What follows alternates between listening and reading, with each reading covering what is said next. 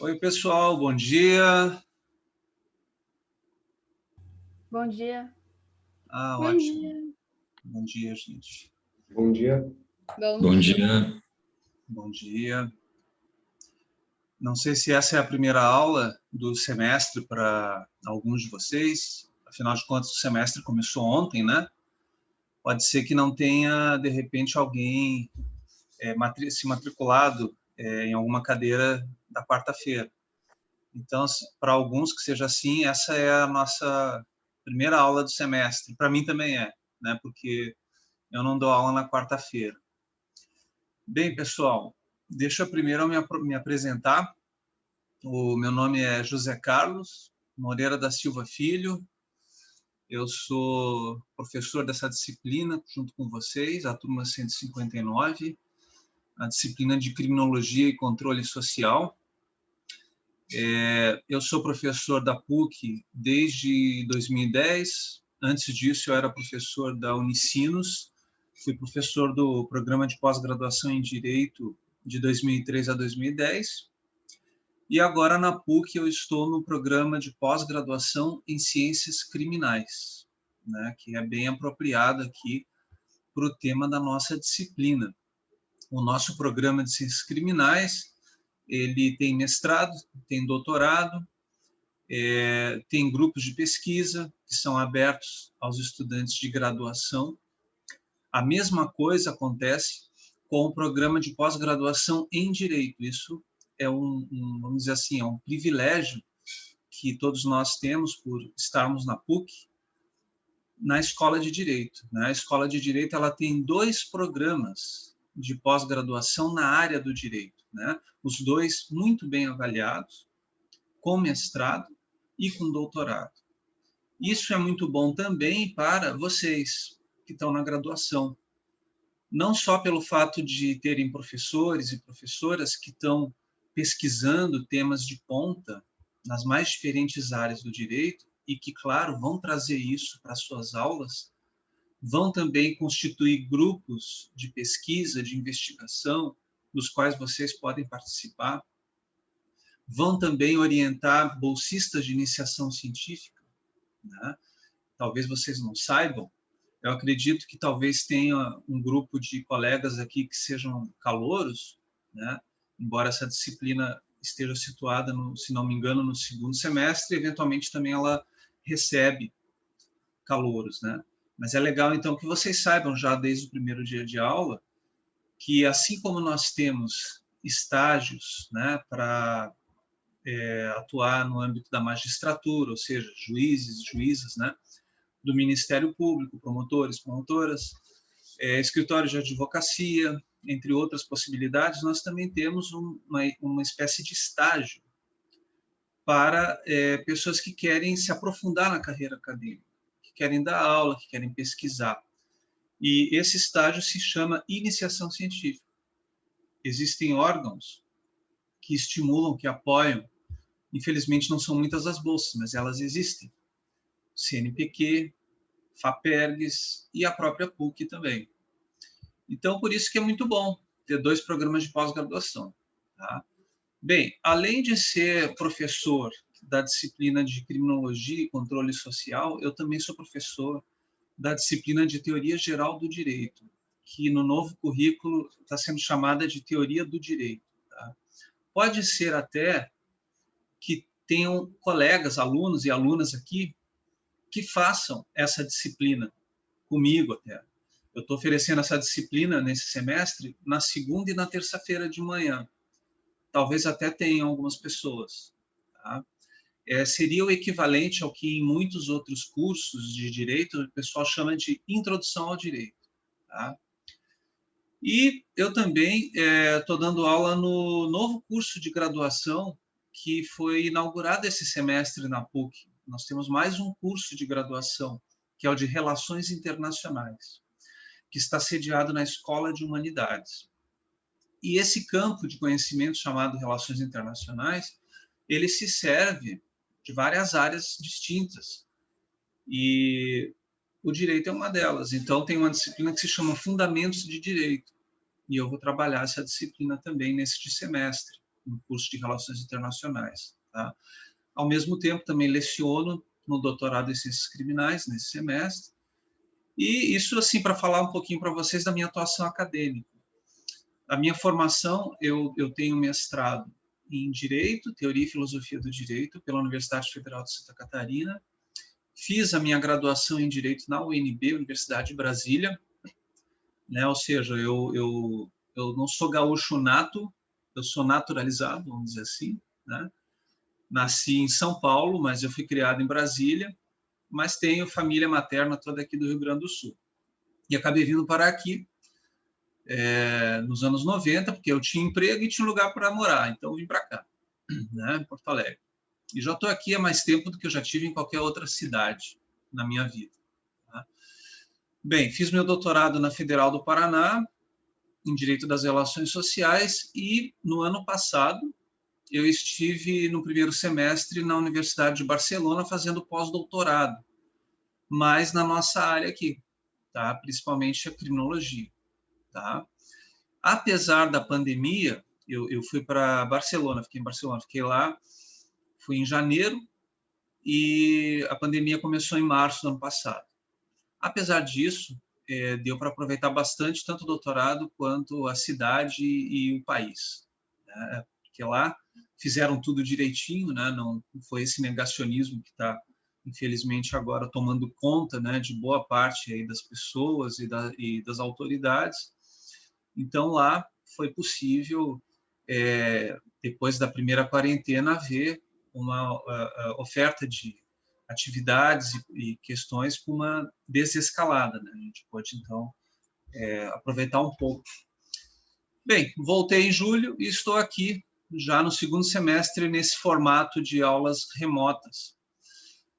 Uma outra informação, última informação que eu queria dar sobre mim é que eu também fui, durante quase 10 anos, conselheiro e vice-presidente da Comissão de Anistia do Ministério da Justiça, do extinto Ministério da Justiça. E um dos temas com os quais eu trabalho e pesquiso é o tema da justiça de transição. Tá? A gente vai ter a oportunidade de falar desse tema meio en passant quando a gente chegar lá no tema dos crimes do Estado, mais adiante. Tá? Bem, então isso para falar de mim, para me apresentar. E agora eu quero apresentar a disciplina para vocês. Tá? A primeira coisa que eu queria dizer é o seguinte, quero deixar bem claro para todo mundo que vocês podem se sentir à vontade, tá? Para se manifestar, para perguntar, para comentar, tá? Por favor, fiquem à vontade para participar. Quanto mais isso for possível, melhor vai ser, tá? Mais interessante vai ser. Eu preparei aqui, bolei algumas formas da gente poder construir uma participação, porque a gente está numa situação completamente diferente, anômala, né? Infelizmente, por conta dessa situação de pandemia, vocês não podem, nesse momento, e nem eu, né, usufruir do incrível, né, da incrível estrutura que a PUC oferece. Tá?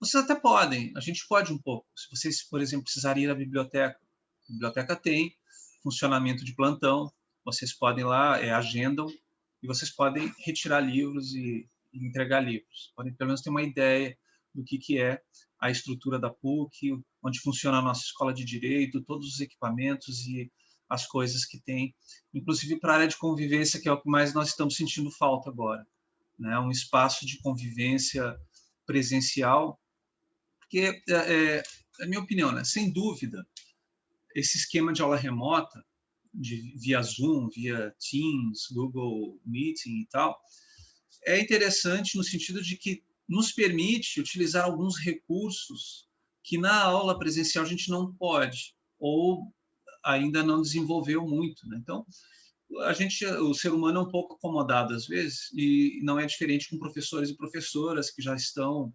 alguns há décadas dando aula. Então, o professor vai lá, né? Chega na sala, escreve lá no quadro, fala, e isso costuma funcionar dentro daquele sistema já estabelecido há muito tempo. Então, às vezes, convencer o professor, a professora, você podia usar, sei lá, botar um QR Code ali no quadro para os alunos pegarem o celular no meio da aula e abrir no celular deles um QR Code, alguma animação, sei lá, alguma coisa que ilustre aquilo que você está falando, né? Você pode criar um espaço virtual de comunicação ao longo da semana para colocar atividades, para o pessoal responder e tudo. Aí o pessoal fica assim meio com preguiça, meio desconfiado, né? E acaba ninguém fazendo, ninguém se capacitando. Então, por conta, motivo de força maior, que foi essa pandemia, todo mundo teve que, da noite para o dia, aprender um bando de coisa, né? E eu me incluo entre essas pessoas. E, claro, a gente está aprendendo muita coisa, né? É legal também que vocês saibam que a PUC ela tem investido muito nessa capacitação dos professores e professoras. No início dessa semana, a gente teve, segunda e terça, 2 dias inteiros, ouvindo, né, falas, depoimentos de pessoas de outros países, de outras universidades, falando sobre essa transformação que os novos meios de comunicação, que as novas tecnologias trazem para o mundo todo, inclusive para a questão da educação, ensinando, né, dando dicas e tudo mais. Então, foi muito legal isso. Aprendi algumas coisinhas novas. Inclusive, uma eu vou utilizar hoje.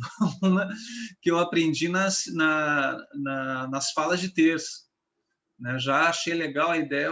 Então, assim, vocês são cobaias. Se der alguma coisa errada, por favor, não reparem. Eu estou tentando, né? Da primeira vez. Eu acho ótimo tudo isso. Agora, claro, né? Tem um defeito, tem uma desvantagem, que é a gente não consegue, pela tela do computador, perceber nitidamente as reações de todas as pessoas, como elas estão de fato se expressando.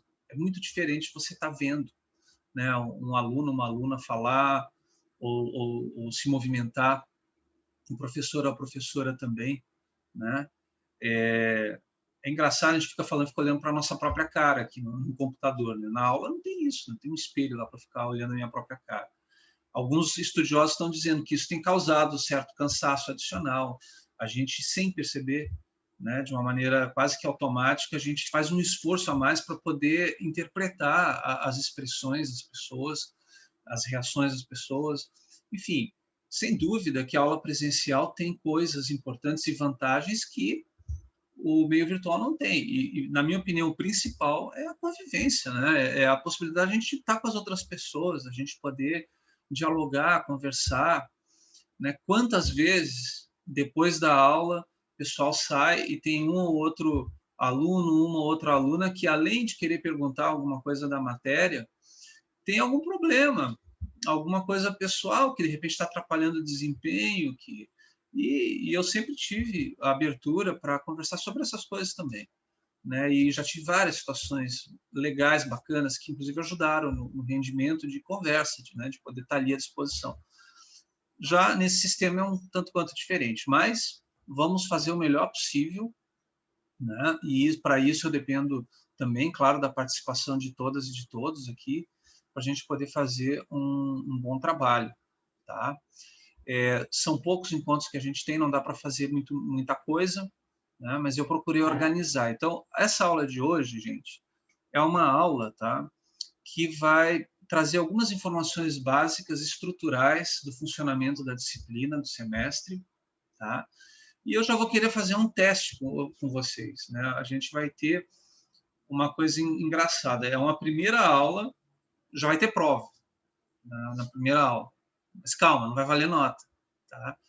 É um teste só para ter uma ideia, assim, e para vocês também terem uma ideia de como vocês pensam, né? Com a bagagem que vocês trazem até aqui, como vocês enxergam algumas das questões centrais relacionadas ao nosso tema, que é a criminologia. A gente vai, depois disso, obviamente, nas semanas seguintes, através das nossas aulas, tratar desses temas, tratar desses assuntos, aos poucos, né? Porque nós vamos nos deparar com várias escolas criminológicas diferentes. Mas eu não vou falar muito sobre o assunto, porque eu quero falar do assunto através das respostas de vocês. Só que antes, acho que é essencial isso, há algumas informações de caráter burocrático, tá? Primeira coisa, o e-mail é a principal forma de comunicação entre vocês e a PUC. O que quer dizer também entre vocês e os professores e as professoras de vocês. E qual o e-mail? O e-mail acadêmico, o e-mail da PUC. Tá? Claro que se vocês têm algum outro e-mail e gostariam também de se comunicar por ele, eventualmente informam, o professor manda também para lá, funciona, mas o automático já está tudo pronto nesse sentido, é vocês se certificarem de que vocês conseguem utilizar esse e-mail da PUC e que vocês conseguem acessá-lo, porque é comum, né? É comum, todo semestre sempre tem alguém com algum problema, né, de acesso a esse e-mail, de utilização desse e-mail. Então, se algum aqui de vocês tiver isso, eu sugiro que dedique o seu tempo aí agora, hoje, amanhã, para tentar resolver esse problema, tá? E fiquem sempre olhando esse e-mail, né? Porque, por exemplo, eu não sei se vocês receberam ontem, eu mandei um e-mail através do Moodle, que teoricamente deve chegar nos e-mails acadêmicos de vocês, dando o link dessa aula aqui, desse nosso encontro. Né? Como eu estou vendo, né, tem 66 pessoas aqui dentro, então das duas, uma. Ou todo mundo, 66 conta comigo, então 65. Ou todos os 65 receberam, ou uma boa parte recebeu, e quem não recebeu deu uma olhada no Moodle. Né? Então, eu vou mostrar um Moodle aqui para vocês. Deixa eu dividir. Deixa eu ver onde é que está. Está aqui.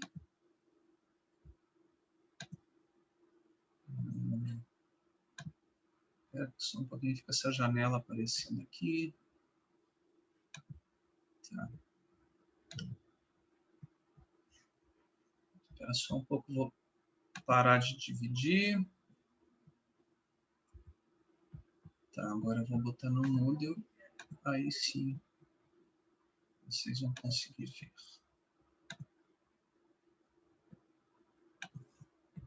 Tá. Agora, share screen. Peraí, que eu minimizei também. Pronto, agora não está mais minimizado. Agora vai funcionar. Bem, aí está o nosso Moodle. Tá? Isso também é uma orientação que a coordenação do curso, tá? Que a universidade passou para todos nós, professores e professoras. O Moodle é o principal meio de comunicação, é o espaço onde vai estar o material da disciplina, onde vai estar o plano de aula da disciplina, onde vão acontecer as avaliações, algumas delas, né? Estou falando em termos gerais, daqui a pouco eu vou explicar como é que vai ser a nossa. É também um espaço onde vão ser postadas as aulas gravadas, tá? Porque muitas pessoas, e isso é compreensível, nesse período de pandemia, nem sempre têm a disponibilidade e o conforto de poderem acompanhar as aulas síncronas, porque o horário, naquele horário tem alguma outra pessoa ali no ambiente de trabalho fazendo outra coisa, enfim, as razões são as mais variadas. Então, pode ser que alguns de vocês prefiram acompanhar as aulas no formato assíncrono. O problema do formato assíncrono é que quem acompanha apenas pela gravação das aulas não tem oportunidade de participar delas, não tem oportunidade de interagir, de perguntar, de comentar. E também fica sabendo depois, não só do que foi trabalhado na aula, mas também de algumas decisões, de algumas atividades que têm a ver com um aspecto mais burocrático da disciplina. Mas não tem problema, quem quiser acompanhar de forma síncrona pode acompanhar, vai conseguir ver as aulas, conseguir fazer as avaliações, tudo direitinho, tá? Mas vai perder nesse aspecto da convivência e também da interação, porque a interação ajuda a desenvolver o aprendizado sem dúvida alguma. Tá? Todas essas aulas gravadas elas vão ser postadas no Moodle, utilizando a seguinte sistemática. Como não tem espaço no banco virtual da universidade e muito menos no meu computador para ficar gravando todas as aulas que a gente vai dando ao longo do semestre, como é que a gente faz? A gente grava a aula no computador que acabou de dar, depois sobe aquele vídeo para o YouTube, para o canal que o professor ou a professora tem no YouTube, e aí isso vai gerar um link. Esse vídeo da aula, ele é gravado como não listado. Então, se você for lá no YouTube procurar, você não vai achar. Né? Só quem tiver o link. E esse link, ele vai ser postado no Moodle. Então, vai ter lá dentro, por exemplo, aula inicial, que é a de hoje. Tá organizado em blocos o Moodle, tá? Vai aparecer assim para vocês. Aí vocês clicam aqui, né? Bem, deixa eu dar um passo atrás antes de chegar aqui. Vocês, todo mundo sabe como entrar no Moodle. Se tem alguém que ainda não entrou, tá? Vão lá no Google, botem Moodle. Peraí que eu vou... Tá, depois eu explico. Tá aqui, ó, tá em cima, tá mostrando como é que se escreve. M-O-O-D-L-E. Moodle. PUC-RS. PAN. Vai aparecer a primeiro endereço, é o endereço do Moodle da PUC. Tá? Aí vocês colocam lá o login e a senha de vocês. Vocês vão ser levados a um painel do Moodle, onde vão estar listadas as disciplinas nas quais vocês estão matriculados. Aí vocês clicam em cima da nossa disciplina, vai aparecer isso aqui. Tá?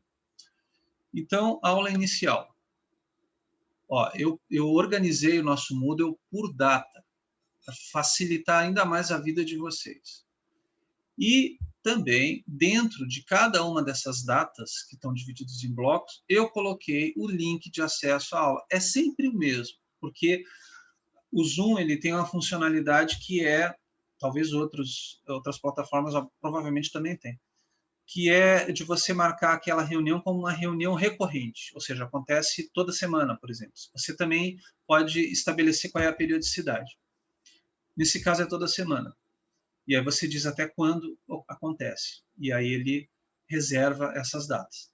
Então, é sempre o mesmo link, sempre o mesmo ID, sempre a mesma senha. Mas, mesmo assim, eu coloquei em todas as aulas essa cópia. Tá? Bem, então, aqui na aula inicial, vejam que tem alguns textos que estão postados, e principalmente esse aqui, do qual eu vou falar daqui a pouco, que é o plano de aula. Tá? E eu vou postar aqui, hoje ainda, provavelmente, um linkzinho com o nome Aula Gravada de 4 de março, que deve ser postada aqui no Moodle. Aí varia, né? Eu normalmente tento fazer no mesmo dia, mas às vezes não dá tempo de fazer no mesmo dia, eu faço no dia seguinte, mais tardar. Então é só ir olhando lá, a hora que aparecer o linkzinho, aula gravada do dia tal, pã. É só clicar ali e vai aparecer a aula para vocês, vai levar vocês para o YouTube e está lá a aula. Tá bom? Outra coisa que eu também gostaria de apresentar. Em todas as aulas, você está, além de ter a informação da aula, objetivos, dinâmica da aula e TDE. Já vou explicar que diabo é isso. Tá? Tem também esses dois endereços aqui. O Padlet é uma tecnologia, tá, comunicacional, né, pela qual a gente cria uma espécie de espaço virtual de comunicação. É um mural. Tá? Que a gente vai utilizar para 3 coisas no nosso semestre. Primeiro, para fazer atividades colaborativas. Deixa eu mostrar aqui para vocês.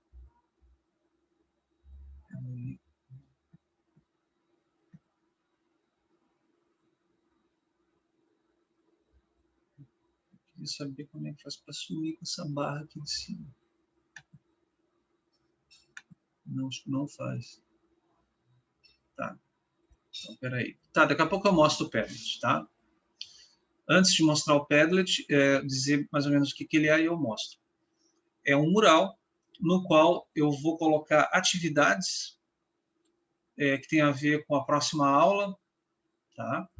Para que ao longo da semana vocês possam se exercitar ali. Né? Quer dizer, vou colocar alguma pergunta, melhor mostrar, espera aí só um pouquinho. Eu tenho que parar de dividir, porque a barra do Zoom tampa justamente as abas aqui que eu tinha aberto. Um dia eu vou aprender como resolver isso. Pronto. Agora, vou mostrar para vocês aqui. Veja, esse é o ambiente do Padlet. E eu já coloquei uma primeira atividade ali para vocês fazerem daqui até a próxima aula. A aula de 11/3. Então, a data que eu vou botar na atividade é justamente a data da aula que vocês tiveram, não da aula na qual a gente vai falar das respostas. Então, a pergunta aqui. Após assistir ao vídeo postado abaixo, que vídeo é esse? É só vocês rolarem, ó. Olha aqui. Esse aqui é um formato de Padlet que está em shelves, quer dizer, prateleiras. E aqui nós temos duas colunas, duas prateleiras. Uma na qual eu vou colocar as perguntas e as atividades, e a outra na qual vocês vão responder. Com esse endereço aqui em cima, tá? Que é o endereço do Padlet, que está informado lá no Moodle, vocês só colocam no navegador de vocês, vocês vão ser levados a essa página. E vocês vão poder escrever aqui nessa coluna as respostas e comentários de vocês. Ó, o vídeo está aqui. E o Padlet, ele é uma plataforma legal, assim, um ambiente legal, porque vocês podem postar o que quiserem aqui. Pode postar vídeo, pode postar foto, pode colocar PDF, pode colocar documentos, pode escrever, pode comentar, pode curtir, né? Se vocês gostaram, como eu gostei também, dessa cena aqui do filme Django Livre, do Quentin Tarantino, de 2012, na qual o Leonardo DiCaprio, na minha opinião, ele que merecia ter ganhado esse Oscar de ator coadjuvante, né? Tem alguém aqui no chat. A resposta é privada. Deixa eu ver se a resposta é privada. Não, a resposta aparece para todo mundo. Tá? A resposta fica aqui. Tanto que vocês podem comentar as respostas, tá? Se quiserem. E podem curtir as respostas também. Tá? Veja, não é obrigatório, tá, gente? Isso aqui é só um recurso para a gente poder incrementar um pouco mais a participação de vocês e para construir uma estratégia de ensino-aprendizagem que seja mais interessante, que comece um pouco explorando o conhecimento que vocês têm sobre o assunto, para daí, a partir das respostas que vocês deram, a gente desenvolver. Já tem, claro, cada tema, cada aula tem um conjunto de slides organizado, né? Tem um roteirinho que eu preparei para fazer a aula expositiva, mas, além da aula expositiva, eu gostaria também de fazer uma aula um pouco mais dialogada. Então, esse é um recurso para poder estimulá-los a fazer esse diálogo, né? Porque, às vezes, tem muita gente que tem pergunta, que quer comentar, que quer falar, mas se o professor só fala assim, e daí, gente, então fala aí, o que vocês acharam? Né? Ou diga aí, tem alguma dúvida? Aí muita gente às vezes tem, às vezes quer falar, mas não fala. Então, tendo um direcionamento, tendo uma pergunta, tendo uma provocação, às vezes, né, isso pode desencadear uma participação um pouco maior. Então, é claro, a utilidade disso aqui vai depender de se vocês vão usar ou não. Tá? Mas, claro, o meu papel vai ser estimular que vocês usem, participem, vejam. Tá? E a resposta, quando você escreve, ela não vai aparecer o nome de quem escreveu. Tá? Ela é aberta. Aí, nesse sentido, embora não seja privada, ela pode ser, entre aspas, anônima. Eu acho que vocês não precisam ter vergonha, se vergonhar de qualquer resposta, porque ninguém aqui sabe muito sobre esse tema. Tanto que estão fazendo a cadeira. Talvez um que o outro tenha lido alguma coisa, saiba de alguma coisa um pouco mais. Mas esse é o espaço que a gente precisa ter para compartilhar as dúvidas e o conhecimento. Né? Eu acho, sinceramente, que mais importante do que um professor ou uma professora é a gente ter uma turma boa. Porque eu, pelo menos, quando fui aluno, aprendia muito com os meus colegas, né? Com as respostas que eles davam, com os comentários que eles faziam, com as conversas que a gente tinha fora do espaço de sala de aula. Hoje em dia, é possível também fazer isso. Hoje em dia, no meio de uma pandemia. Vocês podem conversar entre vocês fora do espaço de sala de aula também usando todas as plataformas. O Zoom, por exemplo, é gratuito, até um determinado horário, até um determinado número de pessoas. Tem várias formas de conversar e de interagir. Né? Bem, então, vocês podem ver o filmezinho por aqui mesmo ou abrir direto lá no YouTube. Tá? Depois de ver essa cena, aí vem essa pergunta. Tá? Então, é a primeira atividade que eu estou propondo para vocês. Além desse mural de atividades colaborativas que eu estou chamando, toda semana eu vou tentar colocar uma coisa nova para vocês interagirem em relação às aulas que a gente vai ter. Também vai ter um outro mural, que é o mural de dúvidas. tá? Um mural aberto, que não tem esse formato de prateleiras, ele tem um formato de mural mesmo, né? Você vai colocando e vai aparecendo em diferentes espaços até encher a tela toda, e ele vai subindo, tá? Então, ali vocês podem fazer qualquer pergunta, e eu vou responder. Eu vou estar sempre olhando, toda semana, esse mural de dúvidas. E essas dúvidas dúvidas que, de repente, vocês não se sentiram à vontade de fazer na aula síncrona, não estavam na aula síncrona, assistiram a síncrona, ou não deu tempo, ou só descobriram depois que tinha aquela dúvida, que seja. E aí vocês colocam lá, porque às vezes também pode ser a dúvida de outras pessoas, e eu vou responder essa dúvida ali, no mural, por escrito, e se for necessário eu comento em aula também, se eu achar que é uma pergunta importante, né? Que pode ser sobre a matéria, sobre como vai funcionar a avaliação, sobre como é que vai funcionar as aulas, sobre qualquer coisa que tenha a ver com o funcionamento das nossas aulas. Tá? Bem, então são 2 usos para o Padlet. Em todas as aulas estão lá os endereços, para atividade colaborativa e para dúvidas. Tá? Além disso, a gente vai ter um terceiro uso para o Padlet, que só vai acontecer no final do semestre. Então, não precisamos nos preocupar muito com isso agora. Tá? E isso já vai me levar a falar de um outro assunto que é sempre relevante no início do semestre, que é o assunto da avaliação. Eu gosto de deixar bem claro, já desde a primeira aula, como é que isso vai ser. Então, espera um pouquinho. Deixa eu ir para lá de novo. Ah, tá. Aqui. Tá. Vamos lá. Bem, vocês viram que tem o plano de aula acessível ali já no primeiro bloco, no primeiro encontro. Tá? E o plano de aula, na verdade, acho que não está nesse formato aqui. Espera aí, só um pouquinho. Esse é o formato inicial e eu coloquei isso no formato da PUC. Então, para vocês não estranharem, eu vou abrir esse. Só um pouquinho. Está aqui, plano de aula, criminologia. Agora vai. Share screen. Opa, pronto. Só que eu vou aumentar. Tá aí. Bem, esse plano de aula que já está no formato padrão da PUC, tem os dados iniciais. Tá? Esses textos aqui, pessoal, de ementa, de objetivos, isso aí é um texto padrão. Porque eu não sou o único professor que está trabalhando essa disciplina nesse semestre. Né? Existem outras turmas de criminologia e controle social.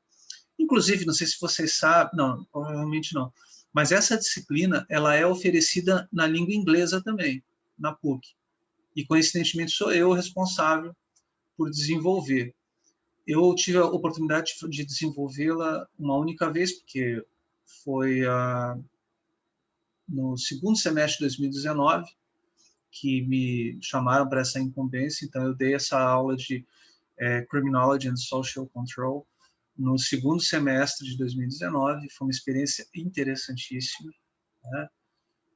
Porque uma coisa é você ir para um país de língua inglesa, tipo Estados Unidos, Inglaterra, ficar lá um tempo, aí você vira a chavezinha, né? Começa, para quem, né, já fala inglês e tudo, aí você começa a falar, pensar, sonhar em inglês, é mais fácil falar. Agora, falando português, assim, tipo 1 hora antes de começar a dar uma aula em inglês, é uma experiência mais desafiadora. Mas deu certo, foi legal. Né? Gaguejei um pouco, falei algumas bobagens, normal, mas funcionou bem. Esse semestre, infelizmente, não teve número de alunos suficiente para abrir a disciplina. Então, cada semestre o pessoal vai tentando fazer. Bem, então tem esse texto que é padrão. Tá?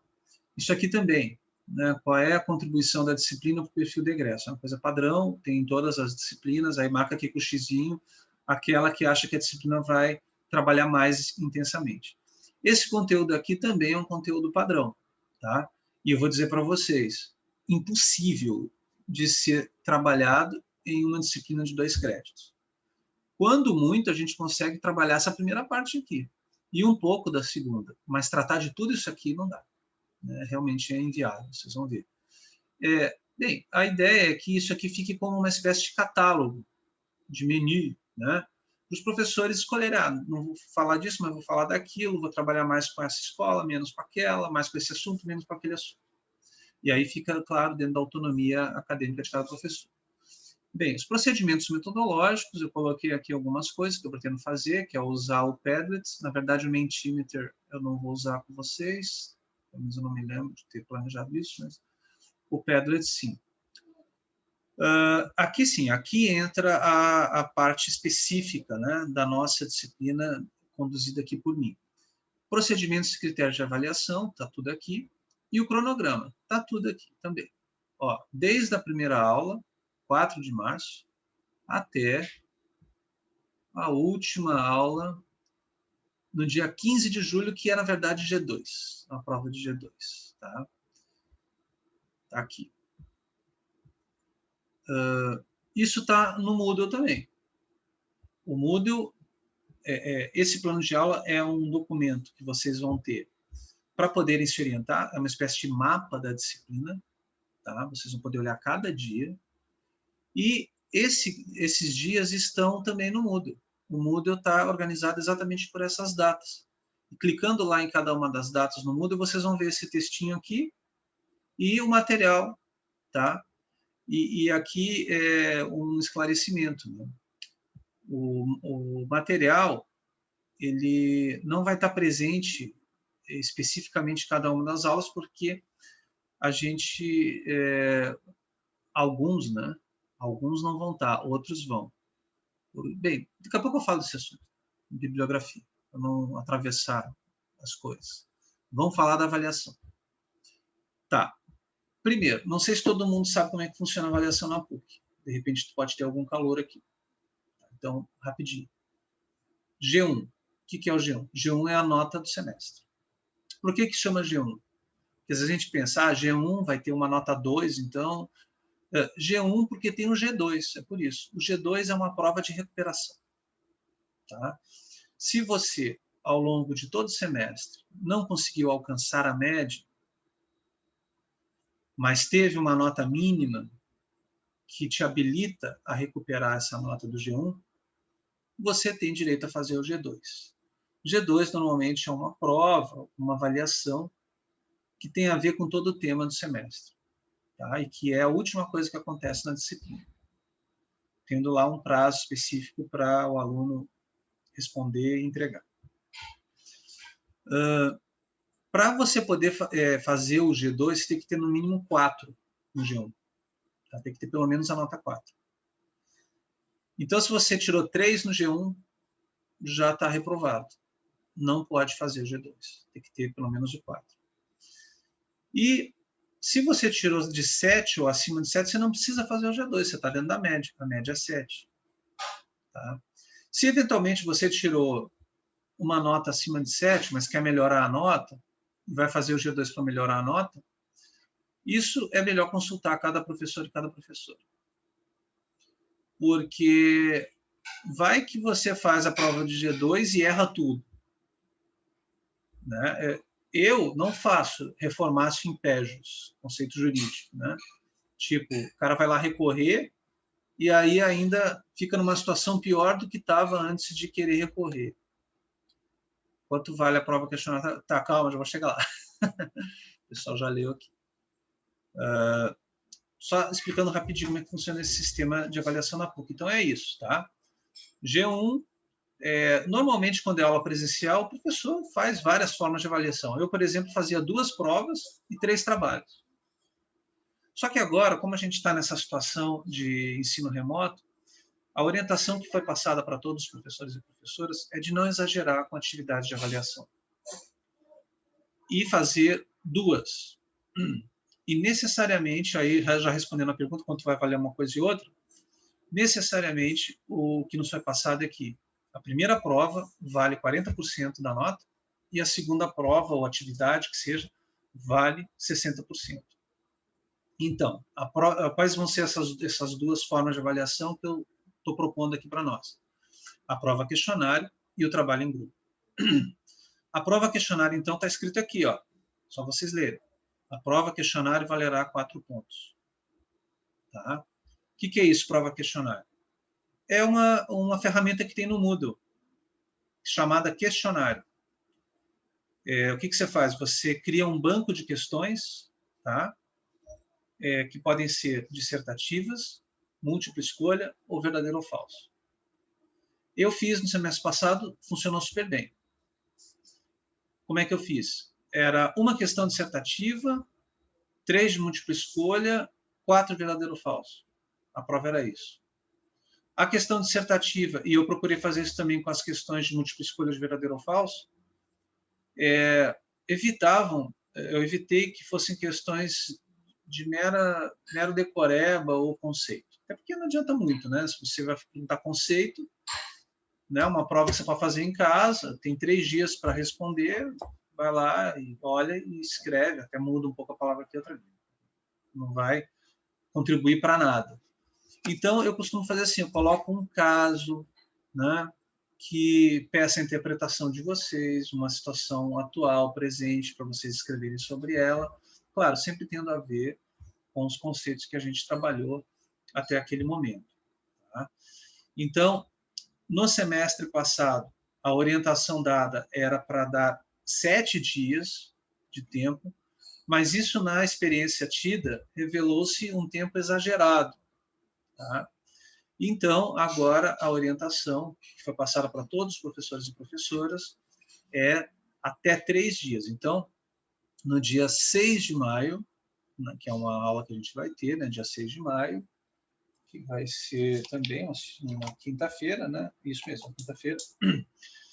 Eu vou dizer, olha, pessoal, a partir de hoje, a prova, a gente vai dar aula no dia 6 de maio. Vou dar uma aula para vocês.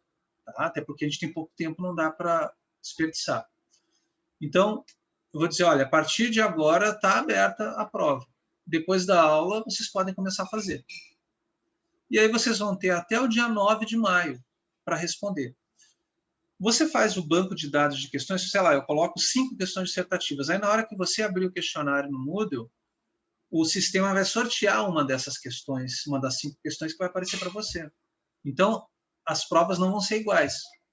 O sistema aleatoriamente vai sortear essas questões. Ó, pessoal, é bem tranquilo, tá? É mais realmente o exercício de vocês olharem para o caso, pensarem, refletirem, escreverem, se expressarem por escrito, né? Do que qualquer outra coisa, tá? Então, depois que fechar esse período aqui de 9 de maio, aí eu vou lá e corrijo e coloco o feedback lá direto no Moodle e vocês vão receber, ao abrir o Moodle de vocês vão receber a prova corrigida e depois eu lanço as notas no sistema de atas, tá? Então, é assim que funciona a prova questionário.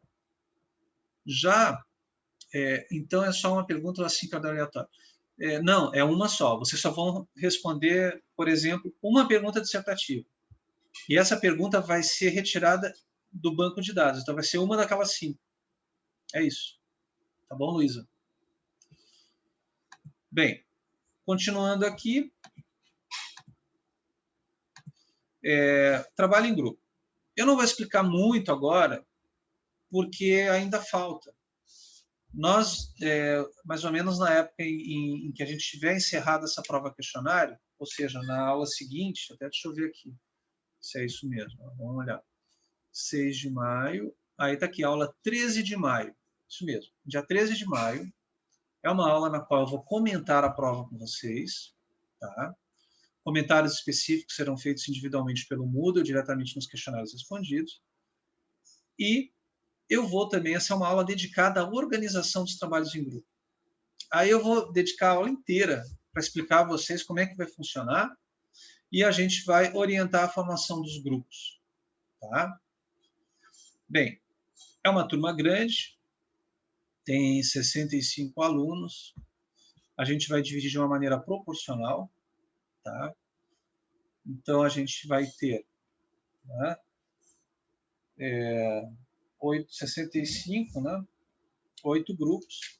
Então, a gente vai ter grupos de 8 pessoas, mais ou menos. Tá? Que são 8 apresentações. Cada apresentação tem a ver com uma das escolas criminológicas que a gente vai começar a trabalhar a partir, sem ser da semana que vem, na outra. Porque na semana que vem é uma aula de introdução à criminologia. Tá? E o que é para fazer nesse trabalho em grupo? Aqui está mais ou menos descrevendo o que é. Vão ser formados, então, 8 grupos em sala de aula. Quem não puder estar presente nessa aula, depois eu mesmo distribuo as pessoas nos grupos já formados. Tá? E cada grupo vai ter uma corrente crinológica para tratar, que a gente já vai ter visto em aula, que vocês já vão ter visto do ponto de vista teórico. Qual que é a tarefa? A tarefa é bem tranquila. No semestre passado deu super certo. Teve até gente que ficou meio com medo. Mas que diabo é esse negócio? Como é que faz isso? Meu Deus do céu. Até reclamou e tudo antes de fazer. Né? Depois que fez, viu que era uma barbada e foi tranquilo. Tá? A gente vai usar o Padlet. Então, o que eu vou fazer? Eu vou criar um Padlet para cada grupo e vou habilitar os membros daquele grupo como administradores desse Padlet. Então, caberá ao grupo montar o Padlet, poderão utilizar vídeos, fotos, letra de música, cartoons, textos, documentos, notícias, links, mais variado conjunto de materiais que possam ser postados. Tá? A ideia, então, é que cada grupo vai ter que descrever exemplos de obras culturais, literatura, cinema, música, artes visuais, artes cênicas, né? Que ilustrem aquela escola criminológica e explicar por quê, qual é a relação. E uma outra parte do grupo vai fazer a mesma coisa, mas não com relação a obras culturais, sim com relação a aquilo que eu estou chamando aqui de ações institucionais. E aqui institucional no sentido amplo, não apenas no sentido estatal, mas no sentido da sociedade também, que tem instituições civis. Tá? Ou seja, procurar leis, projetos sociais, até projeto de lei pode, planos, políticas públicas, pesquisas, notícias que dão conta de atividades, de iniciativas comunitárias, são as fatos, declarações de autoridades, de personalidades, as mais variadas possibilidades. Tá? Artigos, trabalhos acadêmicos, que tenham a ver, que se relacionem com aquela escola criminológica. Bem, além de montar esse Padlet, tá? Cada integrante vai ter que fazer uma manifestação explicando a sua parte. Explicando, bem, eu coloquei aqui essa música dos Racionais MC, Diário de um Detento, porque ela fala dos problemas que existem dentro das prisões. Né? Bem, e como essa escola criminológica que a gente trabalhou, a teoria do etiquetamento, ela tem o foco sobre a questão prisional e ela aponta para os mesmos problemas, então, aqui, quando o Mano Brown fala, né, sobre essa situação de humilhação, pela qual muitos dos presos têm que obrigatoriamente passar, e isso constrói um ritual de degradação, de introjeção do estereótipo de criminoso, que a teoria do etiquetamento, etiqueta, rótulo, né, trabalhou, apontou. Então, aqui está. Um exemplo. Tá? Como que essa manifestação pessoal de cada integrante vai ser feita? Tem duas maneiras de se fazer. Uma é gravar um pequeno vídeo, ou se vocês não quiserem se mostrar, tá? Vocês também podem gravar um áudio. Claro que o vídeo é mais interessante sempre para todo mundo, né? Mas também tem a possibilidade do áudio. Ou então, e aí postar no tablet, no Padlet. Né? Tá lá o material, a letra dos Racionais MC, o linkzinho para a música, lá, o videoclipe, e logo ali embaixo o vídeo de vocês, da pessoa que resolveu falar dessa música, pode ser duas, explicando. Aí eu vou lá, né, no dia da aula, a gente vai lá, abre o Padlet, começa a mostrar o Padlet e clica nos vídeos. E aí exibe, todo mundo vê, o colega falando, uma coisa que já foi gravada antes. Se vocês não quiserem fazer esse vídeo, esse áudio, a outra possibilidade, que é o mais próximo que a gente costuma fazer em sala de aula, em aula presencial, você simplesmente fala. Né? Eu até posso compartilhar, se vocês, sei lá, vocês prepararam um PowerPoint, vocês podem colocar esse PowerPoint ali dentro do Padlet também, mas vocês têm lá o PowerPoint, vocês querem falar a partir dele. Tudo bem também. que eu faço? Eu habilito vocês naquela aula como administrador naquele momento, como host, né, melhor dizendo, e aí vocês podem compartilhar a tela de vocês e apresentar o PowerPoint. Tá? Também dá para fazer assim. Mas é fundamental para ter a avaliação no trabalho em grupo que vocês apresentem alguma coisa. Todo mundo tem que falar. Cada um vai apresentar uma coisa diferente. Duas pessoas podem apresentar o mesmo projeto, o mesmo filme, o mesmo exemplo, podem dividir o tempo comentando, tá? Então é mais ou menos assim que funciona. O interessante de fazer o Padlet é que depois que está preparado, a gente pode transformar ele num PDF, com todos os textos, com todas as explicações, os endereços, os links. E esse PDF pode ser, já vou esconder aqui, Vitória, pode ser compartilhado. A nota é do grupo? Olha, na verdade, não, né? A nota é individual. Mas é claro que o bom resultado do grupo contribui para o desempenho de cada um. Né? Sim, é individual pela apresentação, isso é o mais importante. Tá? Porque também não é justo, às vezes, tem uma pessoa que não se envolveu, que não participou, que falou uma coisa que não tem absolutamente nada a ver com o tema, né? E aí o grupo pagar por isso, não acho justo. Né? Então, por isso que eu também, dentro do trabalho em grupo, eu coloco a possibilidade de fazer uma avaliação individual. Tá? E, sem dúvida, que o grupo, trabalhando bem, fazendo uma apresentação legal em conjunto, vai contribuir, sem dúvida, com o que cada um vai fazer, certo? E isso vai valer 6 pontos. Né? Eu acho que é a parte mais interessante da disciplina. Só que, claro, a gente só pode fazer ela no final, porque isso pressupõe que você já tenha alguma ideia das escolas criminológicas, que a gente já tenha trabalhado com elas. Né?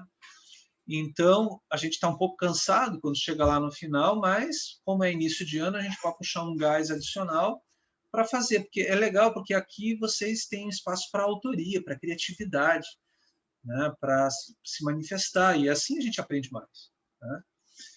Eu dificilmente me lembro de alguma coisa que o professor tenha falado em aula e que fica na minha cabeça. Assim. Normalmente, o que eu lembro da minha época de estudante são as coisas que eu fiz, que eu trabalhei, que eu desenvolvi, que eu pesquisei, que eu tive que apresentar, que eu fui lá, estudei, fichei o livro, o texto. Né? O que o professor fala em aula não é para ficar na cabeça, é para ajudar a orientar o aprendizado naquele momento. O que vai realmente contribuir com a formação de vocês é o quanto vocês estudaram, né? O quanto vocês leram, o quanto vocês criaram, elaboraram, se manifestaram. Né? Então, é um pouco assim que funciona a coisa. Vocês entenderam como é que funciona aqui a proposta de avaliação? Bem, agora vamos para a questão da bibliografia. Tá? A gente vai utilizar eu estou sugerindo aqui alguns livros para nos acompanhar. Tem um livro que tem um capítulo para cada uma das escolas criminológicas que a gente vai trabalhar, que é um livro traz uma ou outra impropriedade assim de dado, né? Mas é pouca coisa. Ele é bastante didático e atual, tá? E se chama Criminologia, do Sérgio Salomão Checaira, tá? Professor da USP. Em cada um dos blocos, por exemplo, escola positiva, vocês vão encontrar lá o PDF da escola positiva. Já para a próxima aula, deixa eu voltar lá no Moodle para vocês, para explicar melhor como funciona isso, para vocês se localizarem melhor.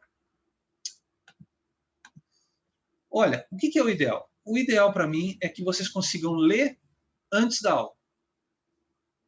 Esse é o esquema que realmente potencializa para uma participação que o aluno, a aluna tem um ganho maior no aprendizado.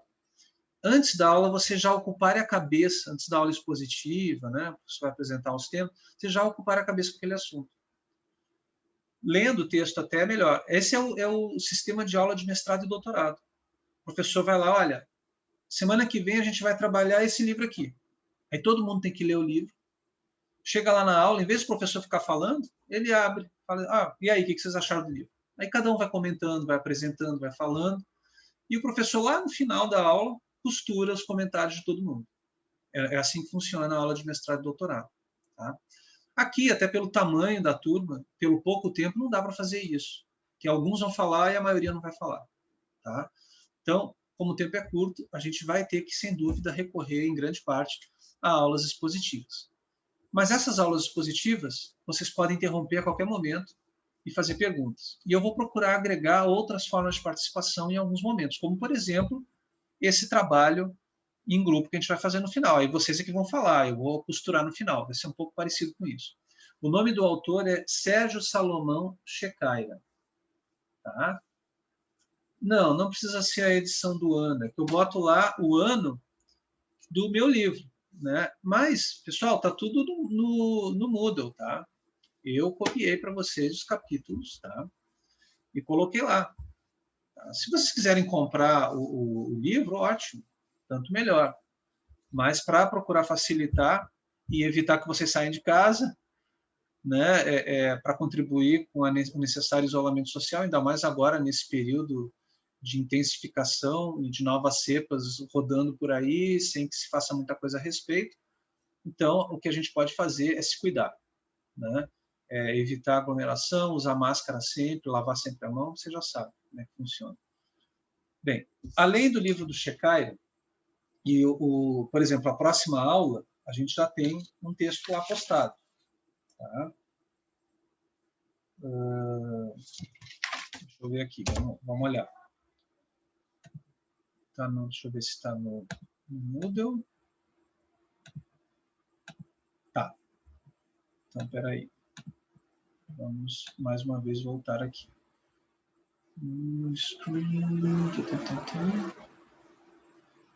Aqui. Bem, vamos lá para a aula, então. A próxima aula, essa aqui. Introdução à Criminologia. Ó, tá lá o texto. Tá? O texto e a aula. Porque eu preparei slides para todas as aulas. E vou seguir esses slides para expor o tema para vocês.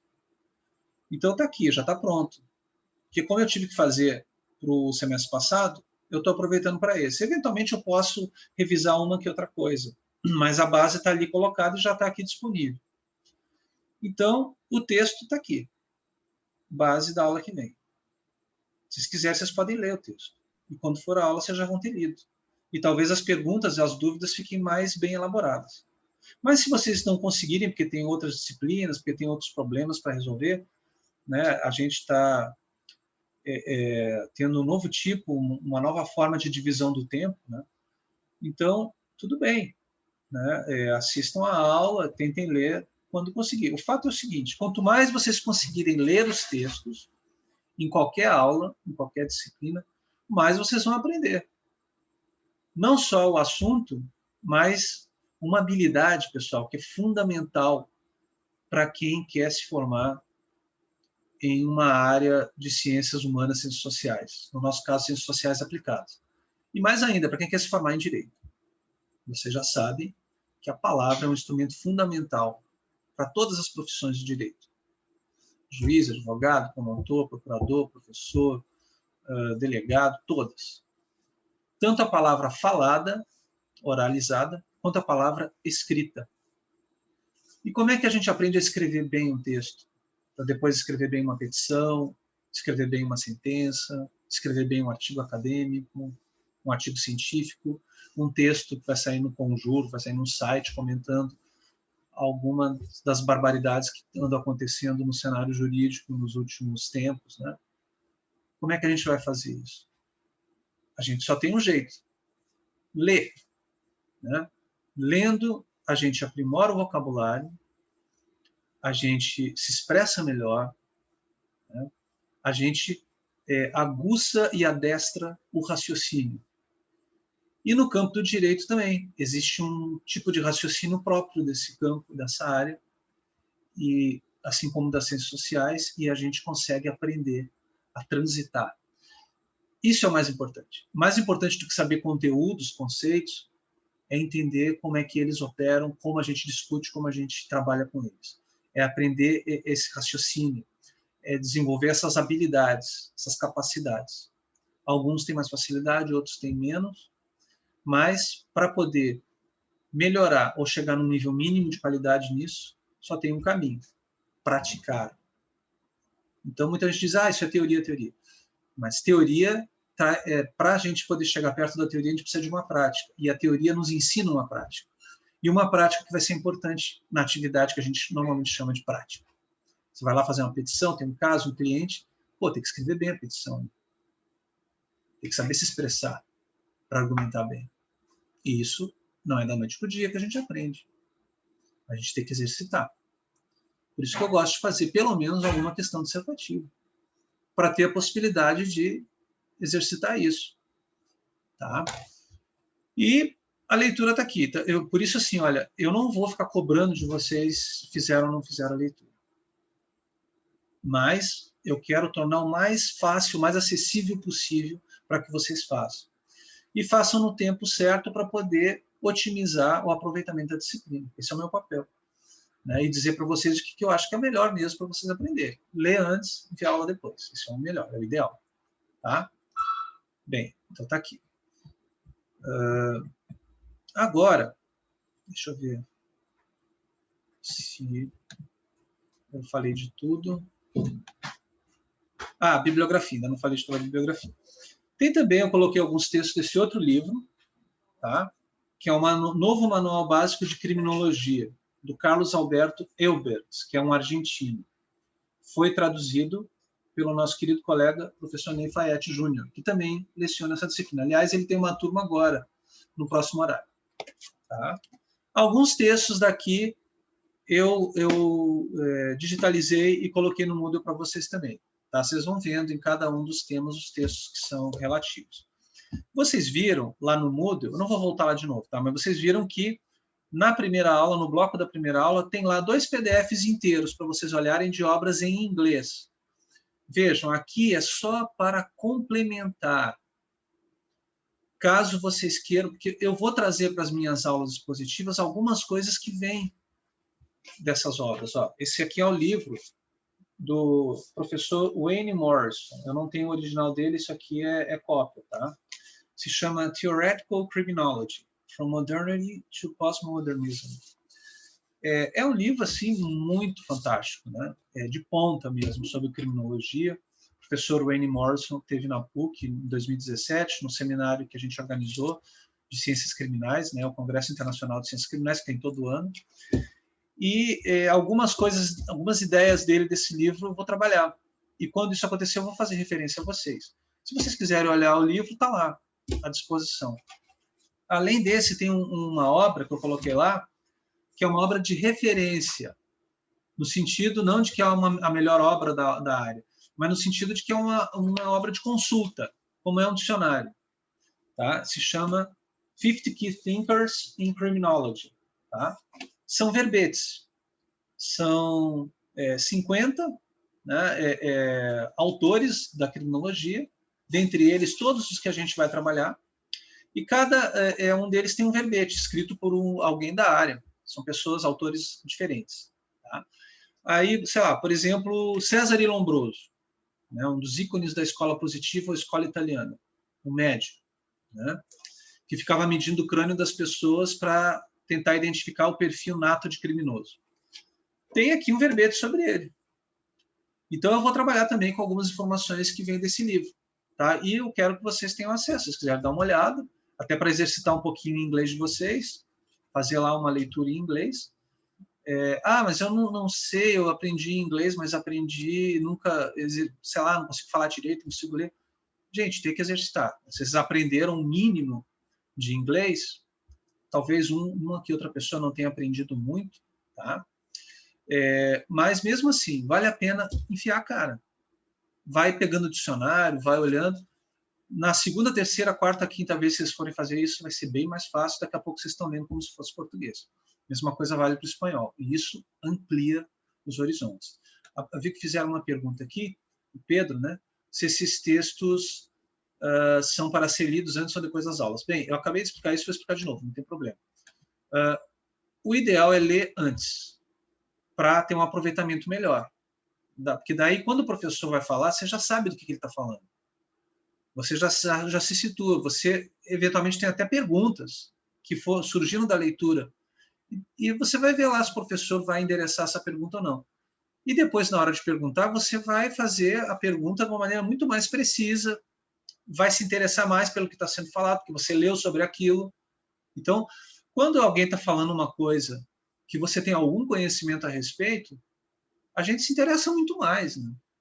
A gente não precisa fazer tanto esforço para entender, para acompanhar, para seguir o roteiro. Agora, quando é uma coisa que a gente não tem a menor ideia, nunca ouviu falar, aí tem que fazer um esforço maior para captar, para entender, e às vezes não entende muito bem algumas coisas. Se você já leu antes o texto, você vai entender bem melhor depois.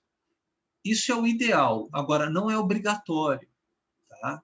Não é obrigatório. Vocês, inclusive, podem ler depois, né? Mas podem até não ler. Podem até ficar com a aula expositiva, anotar, pegar lá, olhar os slides, ver, sei lá, 2 vezes a aula gravada, não sei. Agora, eu particularmente acho que seria perda de tempo ver de novo a aula gravada, ao invés de ler o texto. Ler o texto vai trazer um ganho maior para o tempo de vocês, para o tempo de investimento acadêmico. Vocês vão aprender mais, vão desenvolver habilidades importantes. Tá? Agora, claro, vocês é que decidem, tá? Se vão ler ou se não vão ler. Mas o meu papel é orientar e colocar fácil à disposição de todos a leitura. Tá bom, Pedro? Beleza. Então, e tem mais um livro que eu vou usar como fonte, mas eu não coloquei aqui no Moodle, mas só para vocês saberem que é um livro importante para os nossos temas, tá? Que é esse livro aqui do Gabriel Inácio Anitua. Eu coloquei todas as referências bibliográficas dessas 5 obras que eu mencionei no plano de aula. Está lá no final, tá? Depois, na verdade não coloquei, porque eu botei no formato da PUC, tá? Mas eu posso depois passar para vocês. Histórias dos pensamentos criminológicos. Ó, uma obra meio grossinha. Eu não vou digitalizar nada daqui, porque senão vai quebrar todo o livro. Tá? Ele é daqueles livros que, se a gente abre para digitalizar, ele se detona todo. Já está até um pouquinho. Ele é um livro para aprofundar. Se vocês se interessaram por uma determinada escola criminológica, ele contextualiza a época, contextualiza as ideias. Eu uso algumas coisas dele nas aulas expositivas também. Tá bom? Bem, agora, nesse tempo que nos resta, eu quero fazer uma proposta para vocês. A gente tem aí, eu vou passar aqui no chat para vocês, tá? Esse link. Acessem esse link, é a prova que eu tinha prometido para vocês. É uma prova, vocês fazerem agora. São 5 questões, para vocês escolherem uma das alternativas. Tá? Eu vou dar um tempinho aí, vejam, me digam se vocês estão conseguindo acessar. Onde que tu mandou esse link? No chat aqui. Vocês não estão... já sei, que foi só para o Pedro. É que o Pedro mandou... Tá, everyone, perdão. Agora vai. Não, tá. Pronto. Viram?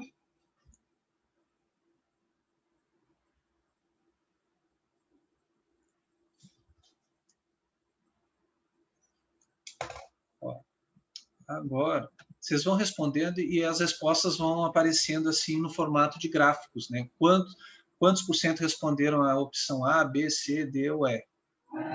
Tá? Aqui. Pronto.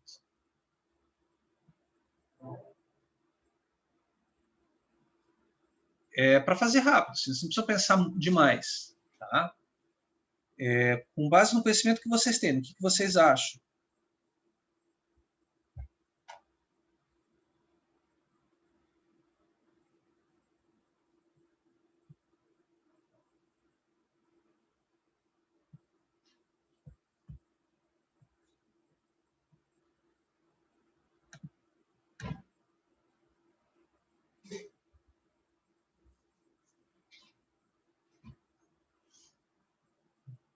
Vou dividir a tela.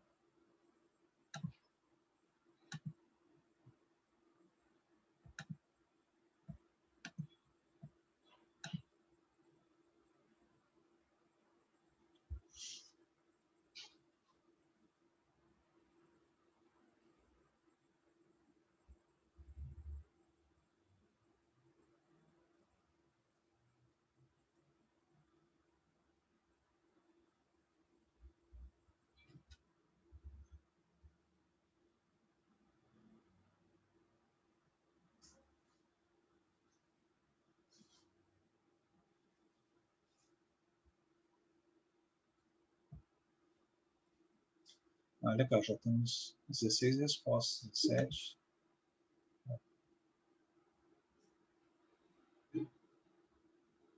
Uhum.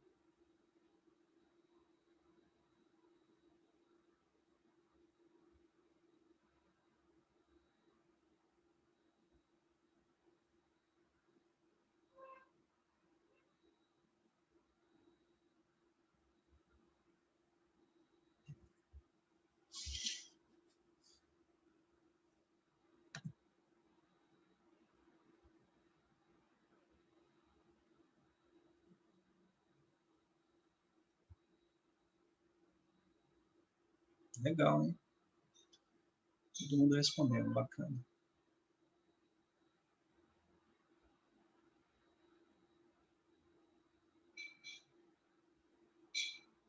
Espera mais um pouquinho antes de comentar com vocês.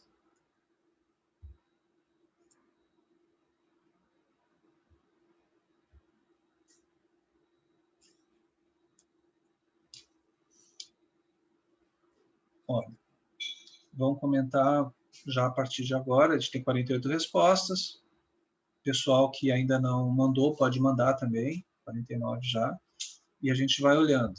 Acho que não vai mudar muito assim a divisão que a gente tem aqui. Veja, a primeira pergunta, o que causa o crime? É uma das questões centrais da criminologia. Por que o crime existe? Claro que essa pergunta pressupõe uma outra, que é justamente a segunda. O que é o crime? Tá? Bem,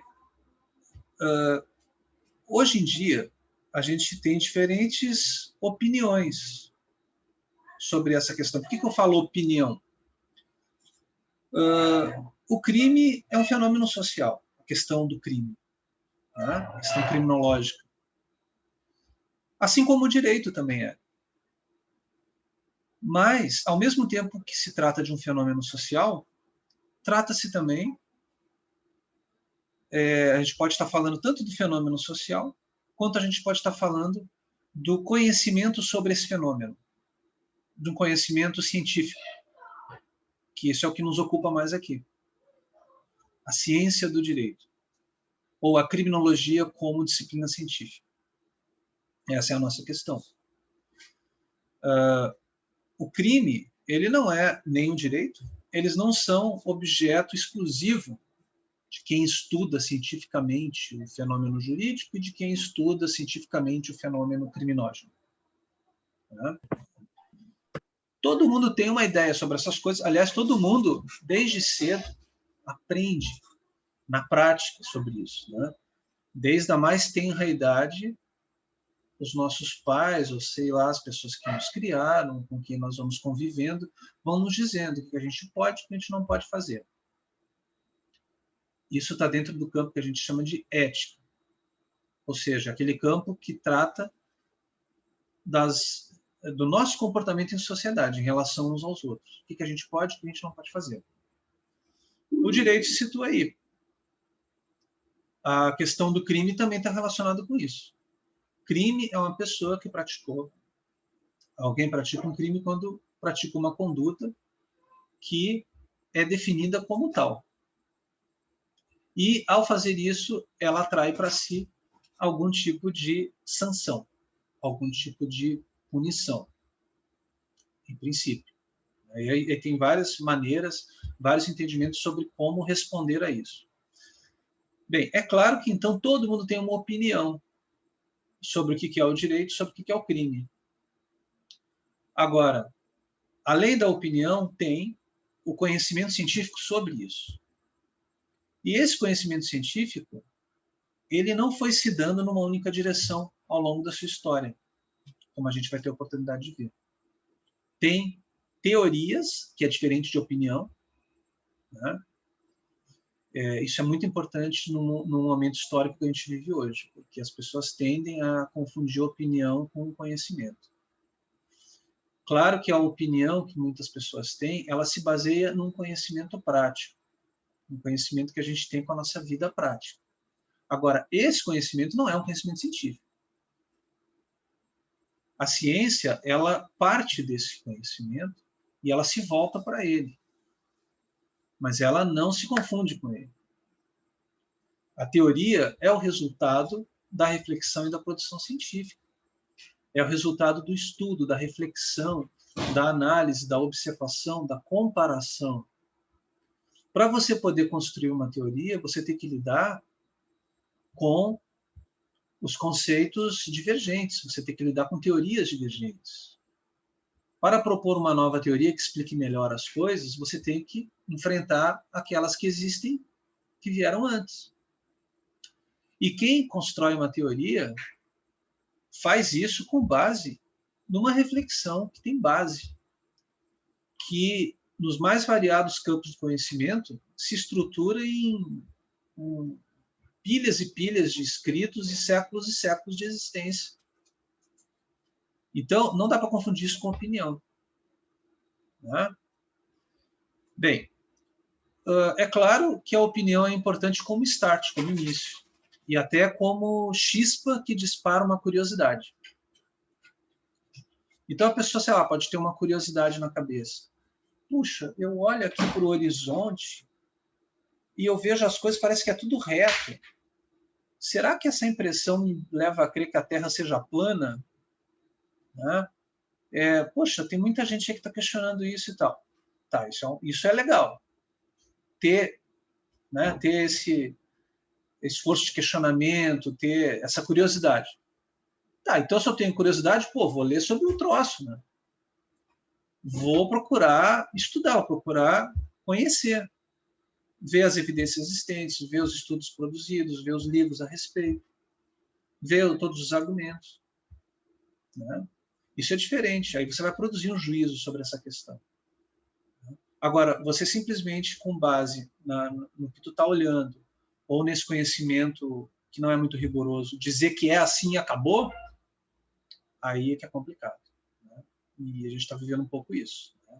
Uma desvalorização do conhecimento científico, do conhecimento acadêmico, em nome de, sei lá, hoje eu estou afim de achar que é assim, pronto, minha opinião, as pessoas estão em volta de mim estão dizendo isso, eu acho que é isso, o pessoal lá no Facebook curtiu, então pronto, é isso. Aí você vai argumentar a pessoa, não, cada um tem a sua opinião, tem que respeitar, a democracia. Né? Aí fica complicado. Então, um assunto que gera muita discussão é esse. A gente lida com um assunto extremamente passional, né? O crime. Então, veja, aqui a gente viu que o que causa o crime? A maioria respondeu a letra E, uma multiplicidade de fatores. Mas teve gente, um grupo menor, 9,4%, entende que é a livre vontade das pessoas. Assim como também tem um outro grupo, um pouco maior, que determina que são as condições precárias de moradia, educação, trabalho, alimentação e urbanização. O que seria legal de fazer agora, mas que infelizmente a gente não tem tanto tempo, é o seguinte, voltar para vocês. Por que vocês esconderam isso? Né? Por que vocês acham que é a livre vontade das pessoas que determina o crime? Por que são as condições precárias de moradia, educação, trabalho, alimentação e urbanização? E por que seria uma multiplicidade de fatores? Veja que ainda tem mais outras duas respostas aqui. Características biológicas como raça, doenças congênitas, genética. E B, a influência de outras pessoas criminosas. Vejam, A e B, praticamente ninguém respondeu. Professor, a alternativa E não seria muito ampla? Sim, ela é ampla. Mas eu queria ouvir vocês um pouquinho. O que vocês acham disso aí? Né? Vocês podem também associar isso com a outra pergunta, o que é o crime. Né? Vejam, 75% disse que é a violação da lei penal estabelecida pelo Estado a partir de tratados ou costumes internacionais. Uma minoria de que é a produção de danos a outros membros da sociedade. E 17,2% a violação dos patamares básicos da moralidade social. Pessoal, o que eu posso dizer para vocês é o seguinte, quer dizer, eu não vou dizer, eu vou esperar vocês dizerem um pouquinho, depois eu falo. Tá? Depois a gente vai para as outras duas, se der tempo. Senão a gente retoma na aula da semana que vem. Tá? E aí, alguém gostaria de comentar a resposta que teve? Pode falar. Gabriela, vamos lá. Eu botei a letra E na primeira, multiplicidade de fatores, porque tem gente que se enquadra na C e na D que não vira criminoso. Tem gente que tem condições de vida horrível a vida toda, não tem saneamento básico, vive em casas que estão caindo aos pedaços, e essa pessoa cresce e não se torna criminosa, às vezes muito pelo contrário. Então, apesar da resposta a ser muito ampla, as outras duas são muito restritivas. Então, foi mais ou menos por aí que eu pensei. Eu posso Mais alguém? uma coisa? Posso acrescentar? Claro. Eu também queria dizer que, na verdade, muitos dos crimes que a gente vê na televisão são crimes grandes, de pessoas como políticos que não tiveram condições precárias, são pessoas que tiveram excelentes condições de vida e têm excelentes condições de vida e cometem crimes. E então eu só queria acrescentar isso. Mais alguém, gente? Alguém que tenha respondido a C ou a D, se quiser explicar por que acha que tem que ser essa alternativa? Ou outras pessoas que também apontaram para a multiplicidade de fatores e querem também falar alguma outra questão? Ou se vocês quiserem também comentar as outras opções, falar livremente sobre o assunto. Eu posso falar? Luísa? Desculpa, mas ali que nem na segunda fala também sobre a moralidade social, e eu acho que, tipo, dependendo do crime, não tem nada a ver com a moral da pessoa e com a ética, simplesmente às vezes as pessoas cometem qualquer crime para sobreviver, sabe? Às vezes não tem relação com a ética, que nem tem ali uma das alternativas. E eu acho que é importante também a gente perceber isso e olhar para esse aspecto. Sobre esse conceito, moralidade social, o que vocês... Tá, peraí, mais alguém quer falar? Quem? Pode falar. Não, rapidinho. E também tem Gabriela. aquela questão que nem tudo que é imoral é penalizado pela lei. Por exemplo, trair uma pessoa que está namorando, uma coisa imoral em muitos grupos sociais, mas tu não vai ser preso, nem multado, nem nada assim. E tem essa linha que às vezes a galera confunde. Uma coisa pode ser imoral, errada num sentido social, só que tipo, a polícia, a justiça não tem nada a ver com isso. Sorry, eu queria falar também. Eu não sei se Clarice. tá dando para me ouvir, na verdade, eu não tenho a mínima ideia. Sim. Agora Sim. tá dando, então. Então, eu acho que as duas questões, na verdade, principalmente a primeira, elas falam mais, não necessariamente de o porquê, especificamente, das pessoas... Por que as pessoas fazem crimes? É mais de uma razão. Porque ninguém é pessoa assim que nem tinham dito antes. Não é porque tem condições precárias ou porque convive com outras pessoas, são várias coisas. Também é a primeira que ninguém marcou, questões de característica biológica, raça, doença congênita, genética. Às vezes a pessoa tem qualquer distúrbio, qualquer coisa que faz a pessoa achar que está fazendo uma coisa certa. Existem várias razões, milhares de razões para qual um crime pode ser feito. E na segunda também... na verdade, a segunda eu não pensei muito bem, não sei por que eu falei dela, na verdade. Mas, sei lá, eu acho que a E tá certa mesmo, porque são todas as questões acima. Se tivesse aquelas coisas de alternativa, sabe? 1, 2, 3 ou 4, seria todas as afirmativas acima. Então, não sei. Minha opinião. Se possível for, eu gostaria de falar sobre a segunda. Claro. Quem é que tá falando? Desculpa, que não apareceu para mim. Sofia Brum.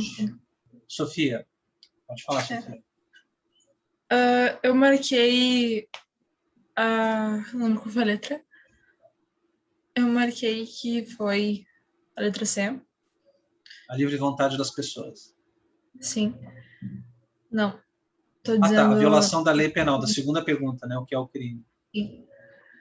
Por conta de que muitos crimes que são contabilizados como crimes no Brasil não são contabilizados, tipo, na Arábia Saudita, etc. Por conta disso, um crime aqui pode não ser considerado crime lá. Portanto, vai muito de acordo com a ordem estabelecida de cada lugar. E é isso. As participações estão todas muito boas até agora, bem aproveitáveis, todas elas, tá? Tem relação com várias coisas que a gente vai ver ao longo do semestre. Tá? Mais alguém gostaria de contribuir? Eu sou. Então, só a mulherada está falando, hein? Os caras tudo com vergonha. Eu marquei a alternativa D. Eu sei que muitos talvez discordem, porque a pergunta ela é muito ampla, certo? Eu sei que tem vários fatores, né? Também pode ser psicológico, Às vezes a pessoa pode ter um distúrbio, mas eu acredito que, às vezes, as condições precárias que a pessoa vive, não que seja todos os casos, mas incentiva a pessoa a cometer algum delito, algum crime. Porque, às vezes, como ela não tem condições, não teve acesso ao ensino, ou, enfim, não teve condições, ela procura o crime de uma forma mais fácil de adquirir dinheiro, de adquirir alguma coisa também. E, Você fechou o teu áudio agora, Vitória. enfim, ou quando comete crimes para conseguir dinheiro ou afins. Não sei se tu concorda, o que tu acha da minha opinião. Olha, eu vou comentar um pouquinho agora, gente, porque está chegando no final, né, infelizmente. E eu vou deixar para a gente trabalhar as outras perguntas, porque realmente há pouco tempo, vocês estão vendo, né? Tudo que eu falei antes era importante, porque eram informações estruturais da disciplina que eu acho que vocês têm que saber no primeiro dia de aula. E isso aqui, a gente podia ficar se divertindo uma aula inteira. Isso aqui. Eu podia dar aula de criminologia só a partir dessas respostas. Quer ver? Eu vou citar aqui uma questão. Isso que a Vitória agora falou, começar por último. Condições precárias de moradia, educação, trabalho, alimentação e urbanização causam crime. A gente vai ver uma das escolas criminológicas, a chamada Escola de Chicago, que se desenvolveu na primeira metade do século XX nos Estados Unidos. Tá? O nome já diz isso. Foi um grupo de sociólogos que se construiu na Universidade de Chicago, e que ali eles começaram a estudar as cidades e entenderam que a cidade era o espaço de produção do crime e que o crime ele podia ser mapeado dentro da cidade, os principais lugares onde ele acontecia. Só que no entendimento da Escola de Chicago, o crime estava associado com degradação. Ou seja, a cidade, isso até hoje é uma referência no nosso pensamento sobre o crime. A gente vai encontrar, em tese, o maior nível de práticas criminosas nas zonas degradadas das grandes cidades, onde tem péssimas condições de moradia, de educação, de trabalho, onde a insegurança é maior, né? Onde as pessoas que estão lá são pessoas que vieram de comunidades, muitas vezes nas quais tinham uma vida comunitária, uma vida mais ou menos regrada, pequena, e vão ser jogadas no olho da grande cidade e perdem os seus laços comunitários, são influenciadas por outras pessoas que praticam delitos e acabam incorrendo nisso. E aí a Escola de Chicago propõe uma série de políticas públicas para poder prevenir o crime nessas zonas degradadas. Iluminar as cidades, estabelecer políticas públicas de postos de trabalho para todos, projetos que procurem trabalhar dentro da comunidade, a educação para evitar a violência, porque tem que ter a participação da comunidade, não pode ser só uma coisa imposta. Então, assim, a Escola de Chicago contribuiu com muitas coisas que são importantes hoje. Só que depois dela, veio uma outra escola, que a gente vai estudar, de um dos estudiosos da Escola de Chicago, que é o Edwin Sutherland, que trabalhou a teoria da associação diferencial. A teoria da associação diferencial ela vai construir um termo que hoje é muito utilizado por nós, que são os white collar crimes, né? Crimes colarinho branco. O que ele faz ali? Ele dá um giro de 180 graus no pensamento criminológico. Porque normalmente o crime, o perfil do criminoso era associado a pessoas tinham um racismo muito forte, né? Teve uma escola anterior a essa, que é a Escola Positiva Italiana, do Cesare Lombroso, que entende que o crime é resultado de condições biológicas degradadas, que é uma coisa hereditária, que as pessoas, isso foi muito praticado na época, e no Brasil, inclusive, na criminologia brasileira, né? Teve um cara chamado Nina Rodrigues, que dizia que o crime estava associado com a questão da presença dos africanos no Brasil. Ou seja, de que os negros têm mais tendência de ser criminosos que brancos, o que é puramente racismo. Só que naquela época, isso era apresentado com áreas de ciência, né? Na Escola Positiva Italiana. Então, alguns vão dizer que, algumas correntes criminológicas vão dizer que a origem é biológica, outros vão dizer que há um determinismo social. O que o Sutherland fez? Ele fez com que o perfil do criminoso não estivesse associado a uma pessoa louca, doente, considerada de uma raça, né? Que nem existe raça, na verdade, inferior na época, na cabeça das pessoas, que é coisa de gente que vive em zona degradada, de gente pobre, sem condição, não. Ele vai dizer, gente, Foi isso que, agora não está aqui o nome, acho que a Paula, né, falou. Pessoas muito ricas podem praticar os piores crimes, às vezes. Né? Tem uma linha da criminologia que estuda isso, que, aliás, é a linha que eu pesquiso, que se chama crimes dos poderosos, que não são apenas agentes públicos do Estado, mas também agentes privados poderosos. Companhias transnacionais. O crime do branco nessa... Isso, é isso que eu falei, white collar crimes, que é o termo, né, em inglês, que nos Estados Unidos foi cunhado com a teoria da associação diferencial, é crime de colarinho branco. Então, quando a gente pensa em crime criminoso, a gente não pensa em alguém bem vestido, que fala bem, que teve uma educação boa, que se veste bem, que transita bem nas altas esferas da sociedade. Essa pessoa normalmente é admirada e, inclusive, estimulada. Aquele caso nos Estados Unidos que ficou bastante polêmico, porque era um cara que andava nas mais altas partes da sociedade americana, aquele Jeffrey Epstein, que quando foram ver, depois de muito, muito tempo, conseguiram descobrir que ele estava operando uma rede de tráfico sexual de menores. Ele era amigo da família Trump, ele conhecia todos os poderosos e ninguém sabia de nada. Ele estava ali, sabe? Ele tinha muito dinheiro, ele tinha casas pelo mundo todo. E ele nunca foi pobre, até onde se sabe. Então, isso desafiou o pensamento criminológico. Então, como o tempo esgotou, eu só mencionei isso para dizer o seguinte para vocês. A criminologia, essa é uma frase do Zaffaroni que eu vou repetir na aula da semana que vem, é um zoológico de espécies vivas. A gente tem várias espécies diferentes e todas elas estão vivas. Tá? Alguma sobrevivência dessas espécies a gente vê como uma coisa anacrônica, como uma coisa que já está superada pela reflexão e pelo avanço do pensamento e do conhecimento.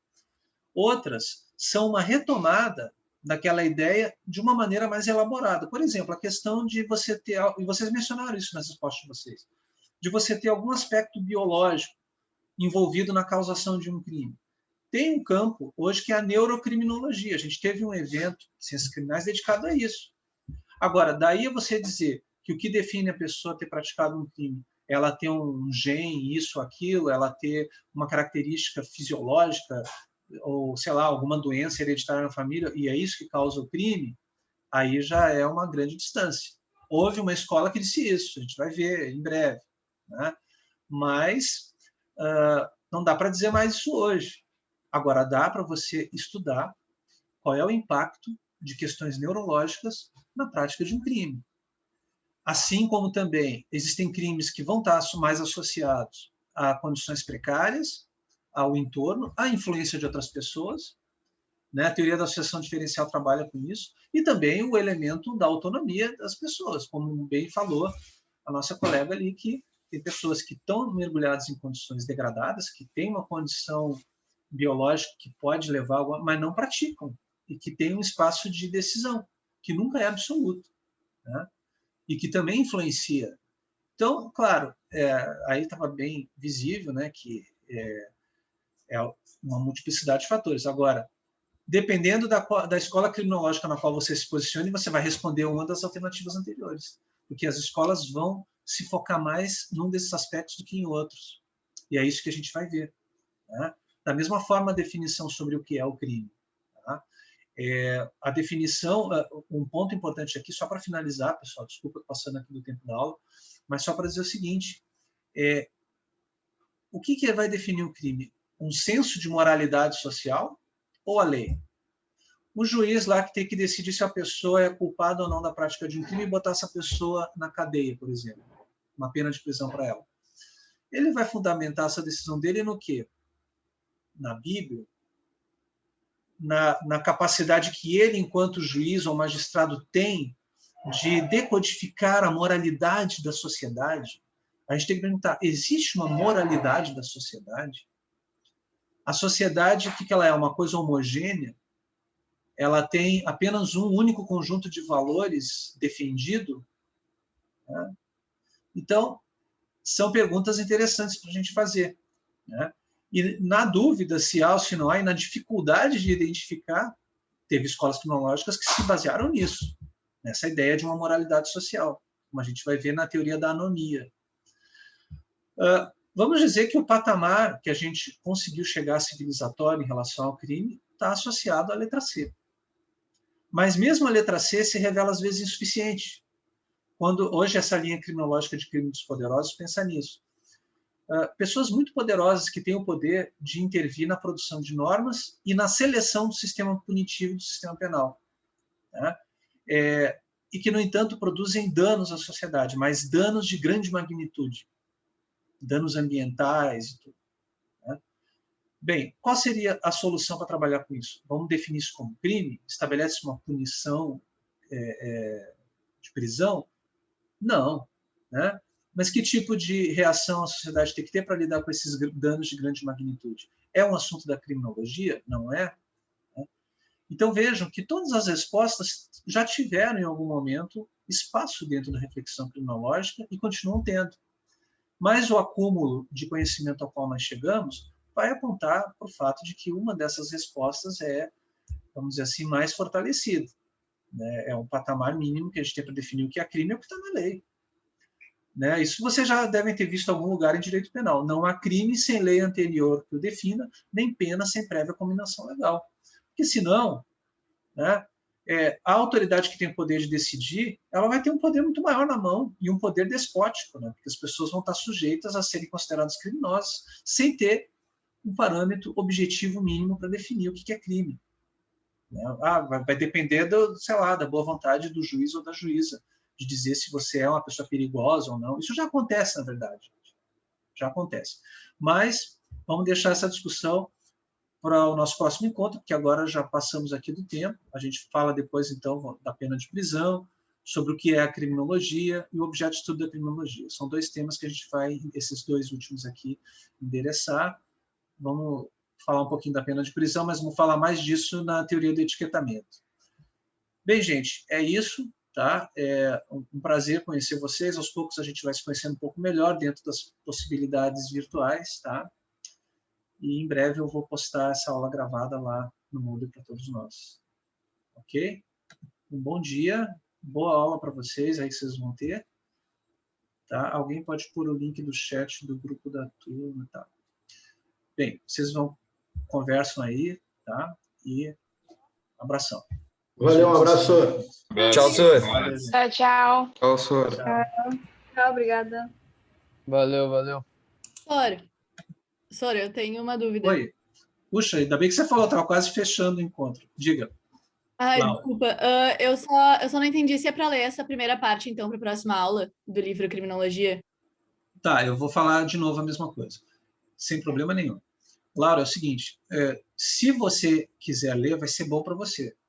Porque você vai desenvolver melhor a habilidade que a leitura proporciona e vai acompanhar melhor a aula. Agora, não é obrigatório, tá? Não é indispensável, mas é melhor.